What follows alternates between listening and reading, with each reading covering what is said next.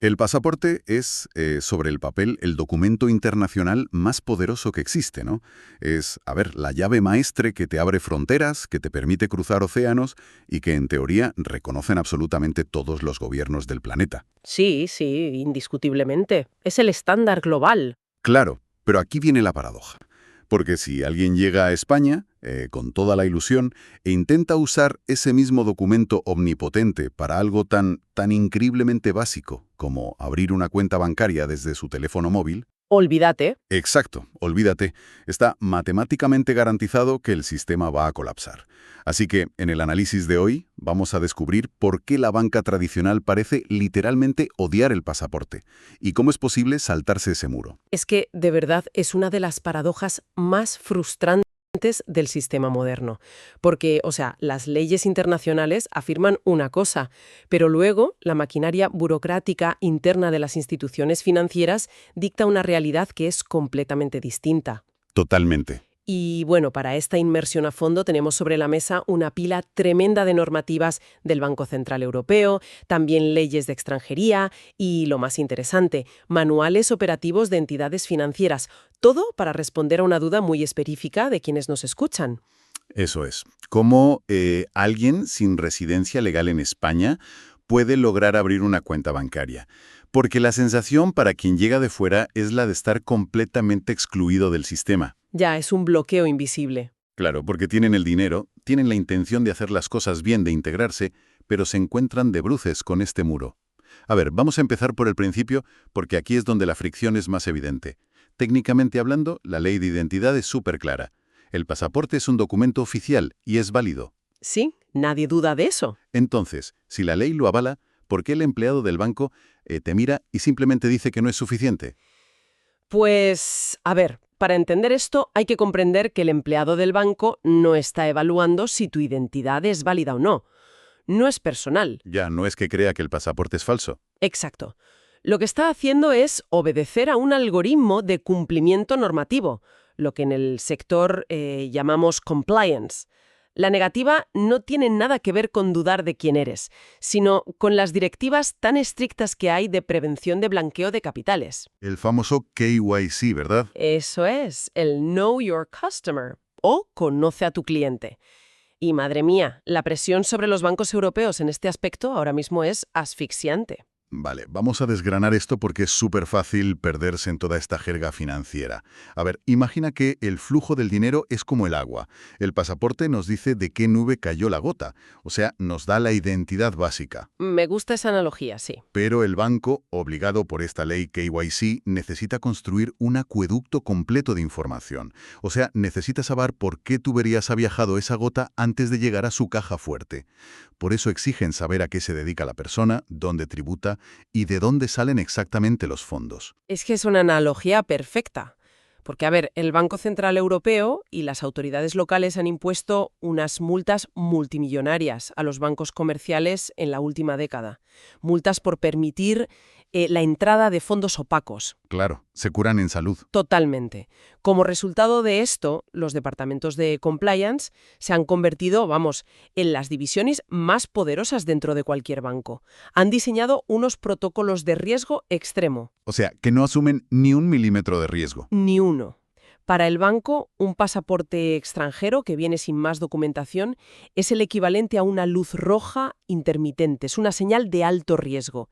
Y no porque la persona en sí sea sospechosa, sino porque el banco no tiene ese acueducto de información del que hablabas para justificar la cuenta si viene una auditoría. Claro, y esto marca un contraste brutal con lo que vive un residente legal. Porque quien reside en España y va al banco con su pasaporte, también lleva bajo el brazo su NIE, el número de identidad de extranjero, y un certificado de empadronamiento. Y con eso, mágicamente, la luz roja se vuelve verde. Exacto, de inmediato, todo fluye. Sí, porque el NIE y el empadronamiento son, a ver, las piezas que completan el puzzle para el sistema automatizado. Con eso demuestras que tienes un arraigo en el país, que tienes una dirección física que el Estado español puede verificar. Y, súper importante, un punto de conexión con la hacienda pública. Claro, te tienen localizado. Eso es. Todo eso mitiga el riesgo de blanqueo a ojos del Departamento de Cumplimiento. Pero bueno, esto nos lleva directamente a la gran pregunta de este análisis. ¿Qué ocurre con esa inmensa cantidad de personas que no viven oficialmente en España? Porque, a ver, estamos hablando de quienes pasan largas temporadas, gente que tiene negocios esporádicos o simplemente personas que acaban de aterrizar y aún no han podido regularizar sus papeles. Sí, los famosos nómadas o expatriados recientes. Exacto. ¿Qué hacen? ¿Tienen que guardar sus ahorros debajo del colchón o en una caja de zapatos? Porque la documentación que hemos estado mirando demuestra que no. No, por suerte no. Hay una vía paralela que el sistema, digamos que prefieren no publicitar demasiado, que es la cuenta de no residente. Así es. La cuenta de no residente es una figura jurídica y bancaria que es perfectamente legal, está contemplada en la normativa y está diseñada precisamente para absorber a ese público que, no tributa en España y que carece de NIE. ¿Vale? Sin embargo, claro, para abrirla el nivel de exigencia burocrática se multiplica, pero de forma exponencial. Como ya hemos establecido que el pasaporte no basta, el sistema te exige sustituir esa falta de arraigo con otra documentación. Y aquí es donde la burocracia muestra su lado más irónico y fascinante, diría yo, porque para que el banco te permita abrir esta cuenta, el requisito número 1 es conseguir el llamado certificado de no residencia. Qué locura de documento, de verdad. Es de locos, o sea, para demostrar al sistema financiero español que no vives en España, tienes que ir a pedirle un papel oficial a la Dirección General de la Policía Española. Es un bucle que roza lo absurdo. Roza lo kafkiano, sí. Es un laberinto administrativo notable. Porque el proceso requiere que el interesado vaya físicamente a una comisaría del Cuerpo Nacional de Policía, específicamente a las dependencias de extranjería. Que ya sabemos lo fácil que es conseguir cita ahí. Bueno, eso es otro tema. A menudo implica tener que conseguir una cita previa, lo cual te puede tardar semanas o meses. Luego tienes que rellenar un formulario oficial, que es el modelo EX15. Ir a pagar unas tasas administrativas a otro banco distinto. Espera. ¿A otro banco? Claro, tienes que ir a pagar la tasa con el papel y luego volver a la comisaría con el recibo pagado para que finalmente te emitan un papel sellado que certifica que en efecto no figuras en las bases de datos de residentes. Madre mía, menudo periplo. Y ojo que el rompecabezas no acaba ahí con la visita a la comisaría. La segunda pieza clave que demanda el banco es un justificante de domicilio extranjero. Sí, la famosa factura. Y a mí me parece, increíble que en plena era digital, donde hoy en día todo el mundo recibe sus facturas por correo electrónico en un PDF, el banco te exija algo tan físico como una factura de la luz, del agua o un extracto bancario de tu país de origen. Es que es un requerimiento súper anacrónico, sin duda. Pero, a ver, las normativas de prevención de blanqueo se redactaron en gran medida mucho antes de la digitalización masiva. La lógica que tienen los bancos detrás de esto es que si alguna vez necesitan enviar una notificación legal o si hay una investigación internacional. Tienen que saber de dónde vives de verdad. Exacto. Deben tener una prueba documental de dónde está tu domicilio fiscal real y, a los ojos de un auditor financiero de los tradicionales, una factura de servicios públicos extranjera es la prueba definitiva de que tienes arraigo en otro país. Pues vaya tela. Entonces, a ver, recapitulemos el equipaje de nuestra persona imaginaria. Tiene su pasaporte válido. Ha conseguido el ansiado certificado de la policía tras semanas de espera, peleándose con la cita previa. Sudor y lágrimas. Sí. Y trae en la mochila una factura de la luz traducida de su país. Llegados a este punto, en la tercera década del siglo XXI, lo lógico sería coger el móvil, escanear estos 3 papeles en la aplicación del banco de turno y empezar a operar en cuestión de minutos, ¿no? Sería lo lógico, claro. Pero sabemos que esto choca de frente contra un muro tecnológico implacable.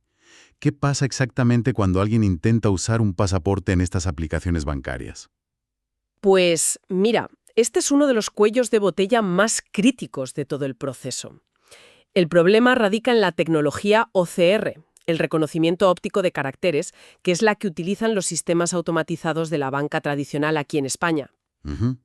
Estos algoritmos de biometría y de inteligencia artificial, por cuestiones de coste y optimización, han sido entrenados para reconocer de manera casi exclusiva la geometría, los hologramas y la estructura de datos del DNI y del NIE españoles. Y aquí es donde la cosa se pone realmente interesante, porque, no es un fallo humano o que el banco te tenga manía, es un límite en el código de programación. Totalmente. El sistema espera ver una tarjeta de plástico con un tamaño específico y una disposición de datos muy concreta. Y claro, cuando la cámara enfoca la libreta de un pasaporte extranjero, que es más gorda, con su zona de lectura mecánica distinta, otras proporciones, pues el algoritmo directamente entra en pánico. Entra en pánico y te echa. La tasa de rechazo automático roza el 100%. Es que las aplicaciones de los bancos comerciales tradicionales no suelen estar integradas con esas bases de datos globales que sí permiten leer los miles de formatos de pasaportes diferentes que hay en el mundo. Claro, no les compensa el gasto. Eso es. Así que el sistema de la app aborta la operación por seguridad y te emite un mensaje genérico invitándote a personarte físicamente en una sucursal. Lo cual nos lleva a la famosa ruleta de las sucursales. Porque, por increíble que parezca, después de toda esta odisea tecnológica con la app, el éxito de abrir la cuenta va a depender puramente del factor humano. De quien te toque ese día. Exacto.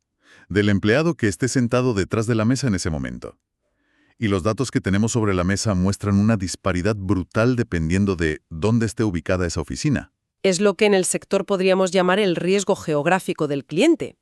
A ver, si una persona va a una sucursal de un banco tradicional en, no sé, una gran avenida de Madrid, de Barcelona, o en plena costa de Málaga o Alicante, las probabilidades de éxito son muy altas. Porque están acostumbrados, claro. Exacto. Estas oficinas están estructuradas para el flujo internacional.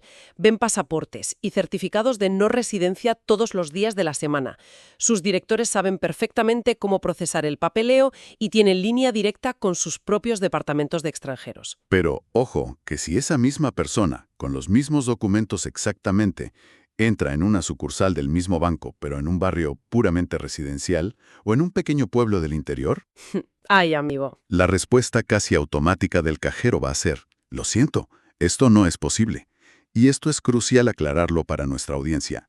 No es que sea ilegal abrir la cuenta en ese pueblo. No, para nada. La ley es la misma. Es una cuestión de incentivos y de aversión al riesgo del director de esa sucursal en concreto. O sea, es justo el punto neurálgico del problema. Los directores de sucursal tienen métricas internas, tanto de cumplimiento normativo como de rentabilidad. Claro, se juegan su bonus. Eso es. Para un director en un pequeño pueblo, que a lo mejor abre, no sé, 2 cuentas de no residentes al año, procesar un pasaporte de un país lejano, ponerse a verificar facturas extranjeras y encima asumir el riesgo de compliance por si esos fondos resultan ser ilícitos, Es un marrón. es un trabajo monumental por un beneficio minúsculo para su oficina. Así que su incentivo natural es bloquear la operación alegando políticas internas. Es una barrera de entrada no escrita pero tremendamente efectiva. Es fascinante, ¿eh? Ver cómo una regulación que se ha diseñado a nivel del Parlamento Europeo termina ejecutándose según el estado de ánimo y el cálculo de riesgos de un empleado de barrio. Ya ves. Y no nos podemos olvidar de la letra pequeña económica de todo esto. Uy, las comisiones, esa es otra. Claro, la banca tradicional, precisamente por todo este esfuerzo administrativo extra que tiene que hacer para vigilar a los no residentes, imponen en estas cuentas unas comisiones de mantenimiento que fácilmente duplican o triplican las de las cuentas estándar. Madre mía. Es el coste de la burocracia manual, al final. Al banco le cuesta más dinero mantener monitorizado a un cliente internacional sin arraigo por todas las continuas revisiones documentales que les exige el Banco de España, y ese coste te lo trasladan directamente a la tarifa mensual de tu cuenta. Pues ante este panorama tan desolador, de citas en comisarías, peregrinaje por sucursales costeras y encima comisiones elevadas, surge la pregunta de oro. A ver. Entonces, ¿qué significa todo esto? Si quien nos escucha solo necesita un medio transaccional básico, pagar un alquiler temporal, comprar en el supermercado, recibir algún ingreso esporádico de su país, ¿hay alguna manera de atravesar este laberinto sin perder semanas de vida en el intento? Por suerte sí. La respuesta rotunda que extraemos de todas estas fuentes es el ecosistema fintech. Las famosas bancas digitales. Exacto. La banca digital o fintech ha cambiado por completo el paradigma. Plataformas como N26, Revolut o Wise son los ejemplos que más se citan en la documentación sobre movilidad financiera. Ajá. Han construido una solución técnica a lo que era un problema puramente burocrático. Ofrecen una vía rápida que esquiva la sucursal física por completo. Ya, pero espera, Porque si estas plataformas también son instituciones financieras reguladas en Europa y también responden ante el mismo Banco Central Europeo, ¿cómo es posible que a ellos no les importe que no tengas el dichoso certificado de no residencia de la policía española? Buena pregunta. ¿Acaso hacen la vista gorda con la ley de prevención de blanqueo? En absoluto, ¿qué va? No hacen la vista gorda para nada. De hecho, cumplen exactamente las mismas normativas de KYC que los bancos tradicionales. La diferencia es que lo hacen utilizando modelos de riesgo y tecnologías que son diametralmente opuestas. O sea, pura tecnología. Eso es. Las empresas fintech nacieron directamente en la nube y su modelo de negocio se basa en la escalabilidad internacional. Para ellos, un pasaporte no es una anomalía extraña que el sistema deba rechazar. Es el documento estándar sobre el cual han construido absolutamente toda su infraestructura de biometría. Esa es la clave técnica, claro. Sus aplicaciones no utilizan ese OCR limitado y antiguo de la banca tradicional que hablábamos antes. No, ¿qué va? Utilizan proveedores globales de verificación de identidad con inteligencia artificial muy potente, que están conectados en tiempo real a bases de datos mundiales. O sea que te leen el pasaporte a la primera. A la primera, pueden escanear un pasaporte, cruzar los datos de su zona de lectura mecánica, pedirte que te hagas un escaneo facial en 3D a través de la cámara frontal del móvil y verificar la autenticidad del documento en cuestión de, no sé, segundos. Y da igual tu nacionalidad. ¡Qué maravilla! Y además, estas plataformas operan con licencias bancarias europeas, que a menudo están emitidas en países con regulaciones digitales bastante más ágiles, ¿no? Como Lituania o Alemania. Eso es. Y se benefician de lo que llamamos el pasaporte financiero europeo. Cuando abres una cuenta con ellos, obtienes un IBAN europeo válido. Claro, y la gente a veces se asusta si ve un IBAN que empieza por LT en vez de ES. Sí, pero a efectos prácticos, dentro de la zona SEPA de Europa, un IBAN lituano o alemán funciona exactamente igual que uno español para recibir transferencias, pagar con tarjeta o domiciliar recibos de la luz o del gimnasio. Es que han democratizado el acceso al final, aludiendo al concepto del ciudadano europeo, más allá de donde tengas tu residencia física en un código postal específico. Exacto.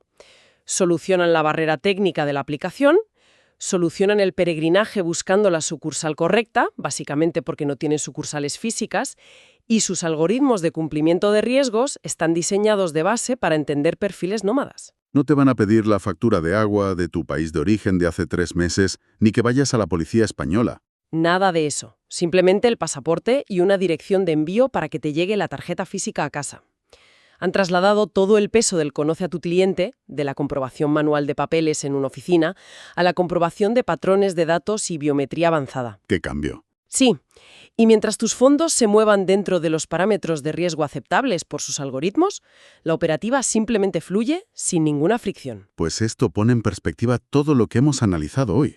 A ver, si destilamos la información de este laberinto burocrático, vemos que la opción de abrir una cuenta en España usando solo un pasaporte existe, pero se bifurca en 2 caminos completamente opuestos. Muy opuesto, sí. Por un lado, el camino de la banca tradicional, que te exige tiempo, el famoso certificado de no residencia policial y mucha paciencia para jugar a la ruleta de las oficinas hasta encontrar a un director dispuesto a asumir tu trámite. Es la vía pesada, analógica y encima cara. Totalmente de acuerdo. Y luego está el camino fintech, que ha sabido adaptar la normativa a la tecnología del siglo XXI, haciendo del pasaporte la única llave necesaria para obtener un IBAN plenamente operativo en cuestión de minutos. Es un resumen súper preciso de la dicotomía que tenemos hoy en día. El sistema financiero está literalmente dividido entre el pasado burocrático y el futuro digital. Y esto nos deja con un pensamiento final bastante profundo, yo creo, que surge de leer todos estos textos.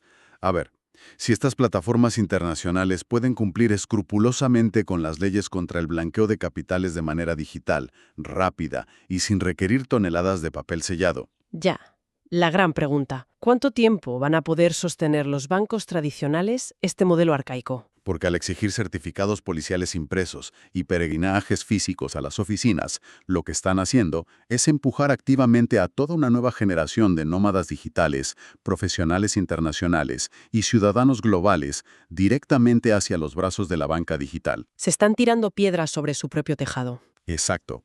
Quizás el problema real no sea que el pasaporte sea insuficiente como documento, sino que la banca de toda la vida se niega a reconocer que el concepto de fronteras financieras ha cambiado para siempre. Da mucho que pensar, desde luego. Pues sí, ha sido un auténtico placer desenredar este misterio burocrático en el análisis de hoy. Nos escuchamos en la próxima Inmersión a Fondo.